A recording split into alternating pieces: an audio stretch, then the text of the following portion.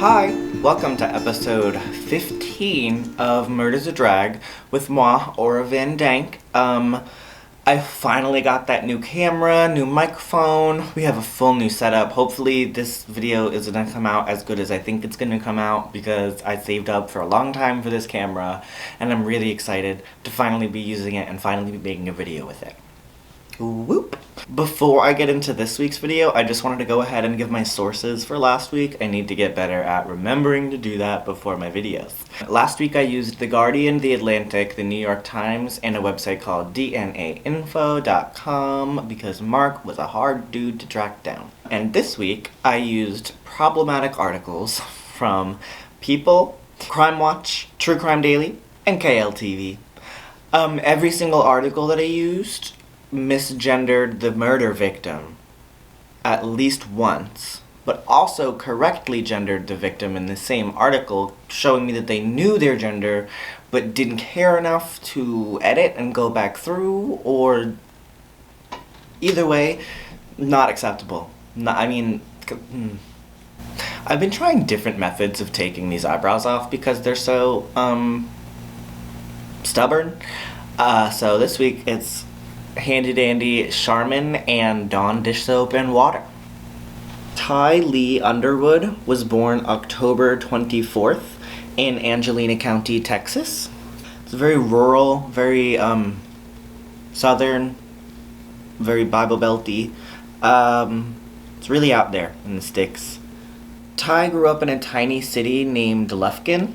Corey McCoy, the reporter that wrote for that Crime Watch episode and article, he described it as the buckle of the Bible Belt. So you gotta imagine the real center of that conservative, very Christian, not safe area for LGBT people to be living in.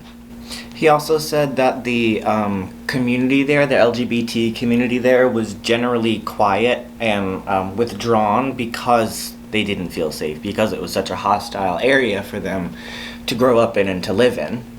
So it's really no surprise that at 24 years old, Ty decides she's gonna get the heck out of there and move on up to the closest big city to her. She went to Tyler, Texas. According to some of the friends that Ty made in Tyler, Texas, she really took a 180 with her personality when she moved there. She went from this really withdrawn person to somebody who was outgoing and ready to experience life to the fullest, living it finally as her genuine self. Her friends described her as having no fear, especially no fear of people not accepting her for who she was. Less than 3 months after moving into this new city and making some friends and getting settled into a social life, moving in with her best friend, she meets a guy named Carlton Champion Jr., who is a freshman at Texas College in this city and is a star football player at the college. Carlton had somewhat of a troubled youth. He got into a lot of trouble, but towards the end of high school, because of his football talent, everybody finally helped him kind of get his together and get accepted into Texas College and become a football player there. And that's really the only reason that his life turned around, which is unfortunate because you should be willing to help any child regardless of whether or not you deem that they have your version of potential. But don't have too much pity because Carlton is a full-on and I personally lived with a college football player my freshman year of college, and they're held to this it makes perfect sense, held to this higher standard and put on this pedestal where they can do very little wrong and pretty much get away with any kind of they want to get away with in college. And that mentality was instilled into Carlton when he was still in high school. No shade to my ex-roommate, but you know it's true, Jimmy. Being the star football player that he was in such a small community, Carlton was quickly kind of put onto this celebrity status, and he had all eyes on him while he was playing, while he was in school, at school, in class, and just around town.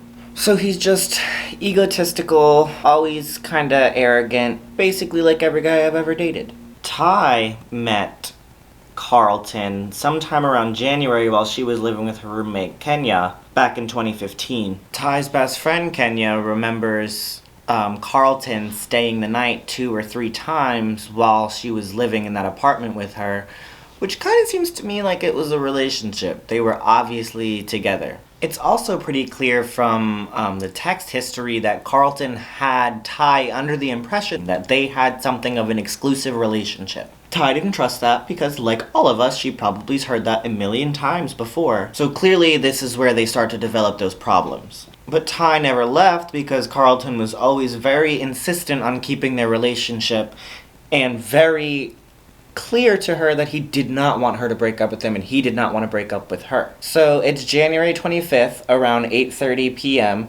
and Ty and Carlton have just made some plans to see each other later that night. So they kind of make their plans and they're, see you later, talk to you later, whatever. Midnight rolls around. Ty has yet to hear from Carlton, so once again, she's been stood up. And from the messages that she sends him, it's pretty clear this isn't the first time this has happened, and very clear that she is sick of it and she's done being treated this way, and she tells him that it's over, she doesn't want to see him anymore. Carlton texted back defending himself, saying that he fell asleep, he didn't see her messages, and he said, quote, "That's how it is now, ?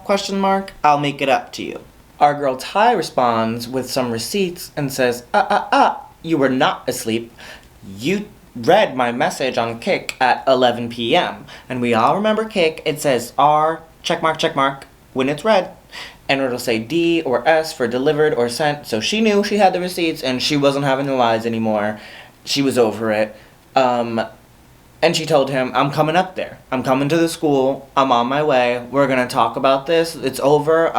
It's done. I'm not the kind of girl that's going to break up with you over text. It's over. Let's make it be over. Carlton now very quickly texted back all caps, "No, you're not!" ! And didn't receive a text back until the message that eventually ends him up in police custody is sent from Ty's phone to Carlton's phone that says, "I'm here." So sometime between 1:26 a.m. when the "I'm here" text was delivered and 2:36 a.m. Ty met Carlton on 25th Street, which is right near Texas College. Carlton gets into Ty's car and they start talking, and at some point he pulls out a gun and begins firing shots at Ty from right next to her in the passenger seat of her car. So she's been shot 4 times.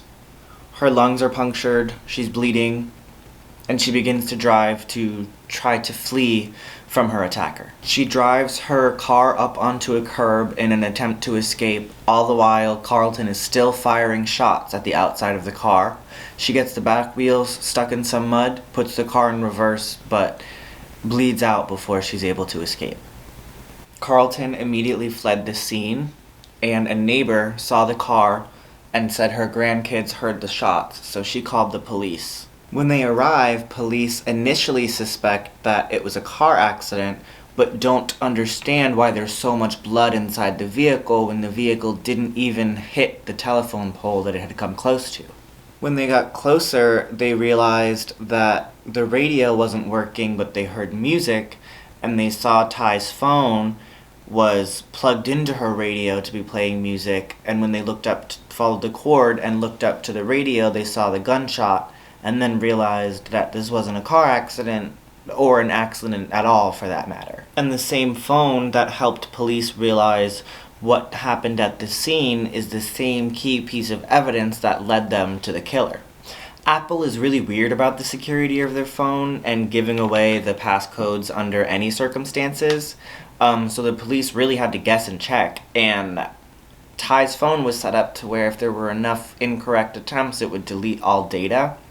So they did sort of a really dramatic Hail Mary move and guessed her birthday, and it actually worked. This is when police contact Kenya, her roommate, and give her the terrible news. Kenya says that she remembers the police calling her and telling her, "We found your best friend dead in her car this morning," and then making her way as fast as she could down to the station in this sort of state of denial and just not really knowing what she was doing, that real telltale sign of the first stage of grief. And I watched the video of when she finally met with the detective, and the first thing that she asked was, "Is my friend really dead?" And that broke my heart. She also told the investigators that the only reason that Ty would have left their apartment that evening would have been to go see her boyfriend. And then they asked who her boyfriend was. Kenya had named Carlton. With the information that Kenya had given the police and the information that they found within Ty's phone, they had enough to bring Carlton into the station for questioning. From the very beginning of his encounters with detectives, Carlton proved himself to be an arrogant to those around him. He also entirely denied knowing Ty beyond just acquaintances. He said that they had only met one time. He also told police that he didn't know or wasn't aware that Ty was a transgendered woman. Since police at this point already had Ty's phone, they knew that Kik was the app that had most of the evidence. And when they asked to see Carlton's phone to go through his Kik history, he said that he just so happened to have deleted that app that very morning. This is the point when detectives pulled out their receipts and had Ty's phone and began scrolling through their Kik history together right in front of Carlton's face, showing him the messages that he sent to Ty. Even with this information in front of him, Carlton still denied that he knew Ty, still denied that he had any sort of relationship with Ty other than that he had met her one time and that they were acquaintances. After this first interview, astonishingly, police go and find a random man that they found way back in the history of Ty's phone that they decide to grill for whatever reason. Maybe he had something on his record in the past. Maybe police just didn't want to try this football player because, like I said, it was a small community and he was a local celebrity. How could this football player do anything wrong? I mean, historically, when have football players done anything wrong? This man that they bring in, however, immediately requests that they give him a polygraph test. He actually even admits, he says that they never met in person, they only ever texted, and that Ty wasn't interested in him. Ty curved him. He admitted that and said, "I'll take a polygraph. I didn't ever actually meet her." And once he took the polygraph, the detectives, dumbasses, had to clear him because he didn't do anything wrong. So they bring Carlton back in, and this time they tell him that he's under arrest for the murder of Ty, and he acknowledges that he knows what he's there for and continues to not take the investigation seriously. The detectives questioning him pretty constantly reminded him about the gravity of the situation and that he was facing life in prison, and the only thing that he would reply with was, "I'm hungry," laughs, smug smiles, and then went on to list all of the restaurants that he wanted a burger from because he has and honestly, a sociopath, because it's inhuman to be able to do something like that to somebody and then sit there and talk about it, or not talk about it like that. The investigators were obviously having a really tough time with Carlton, and they even brought in some of the most seasoned investigators to grill him and really interrogate him. Interrogators, to really grill him, and nobody could crack him. In fact, he never cracked. After finding it pretty much impossible to interrogate Carlton or extract any information out of him that way, they went back to the car, extracted some more DNA evidence, and confirmed that in the labs, and had enough to bring him to trial.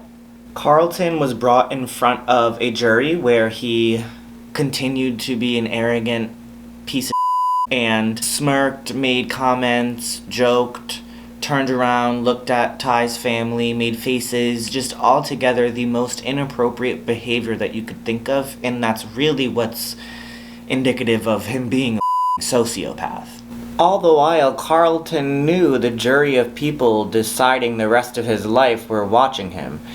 Hearing him make the comments, seeing just the callous, cold look on his face while they read out the crime, and they read out how Ty fought so hard for her life, and he was still just so willing to do anything it took to take that from her. Definitely another one of those cases where it didn't take very long for the jury to reach a verdict, and as soon as they read the verdict out that he was guilty in the charge of first-degree murder, his demeanor changed. Surprise, surprise. So this little shift in character really showed the court the murderer that killed Ty, rather than this facade that he was putting on this entire time, trying to convince everybody that he wasn't scared, that he was innocent, that he didn't care about any of this, he wasn't worried about it.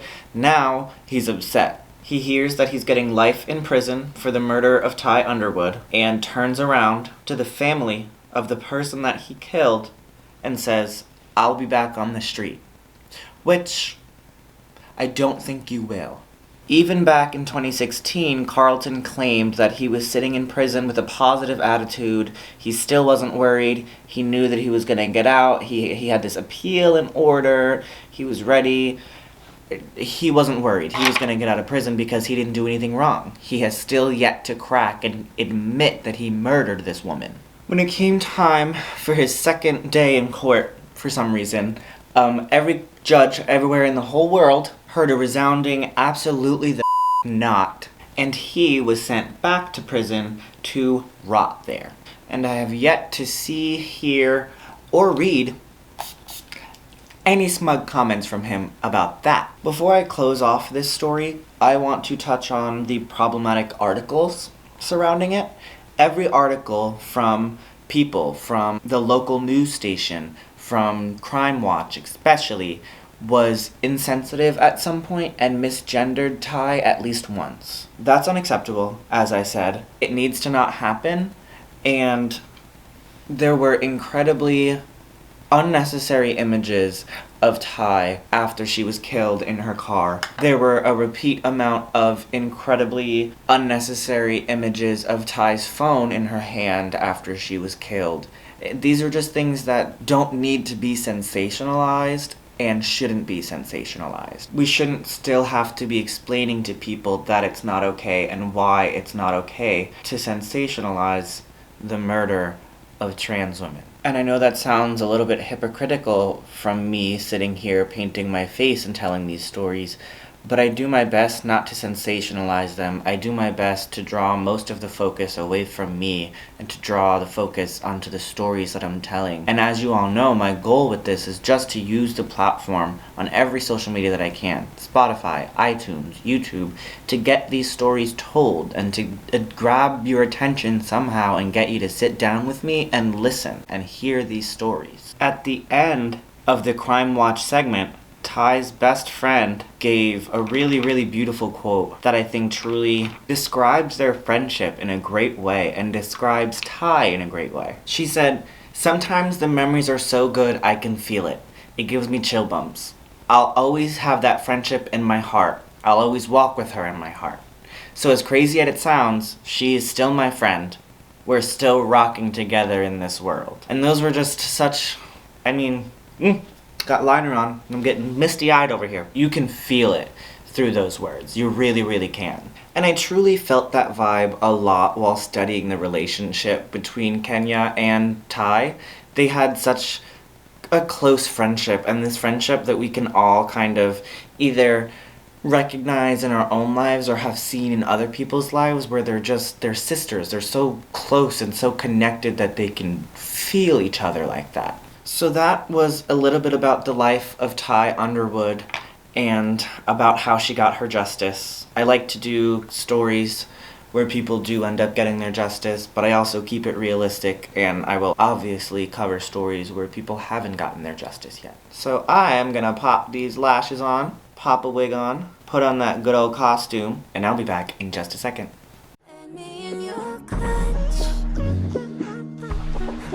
Just and such, and my head, and my heart, and my eyes. And that's the finished look for this week. All this hair is hard to fit in frame. I have been pretty consistently tweeting, Facebooking, everything, all of my videos when they've been released. I let you guys know when all of the new podcasts are released. All new episodes go up on Mondays around 10:30 a.m., depending on how quickly YouTube can process them. They're usually always up at 10 a.m. on Spotify and iTunes. Actually, Apple Podcast. I hope you guys enjoyed this week's episode. I will see you next Monday. Mwah.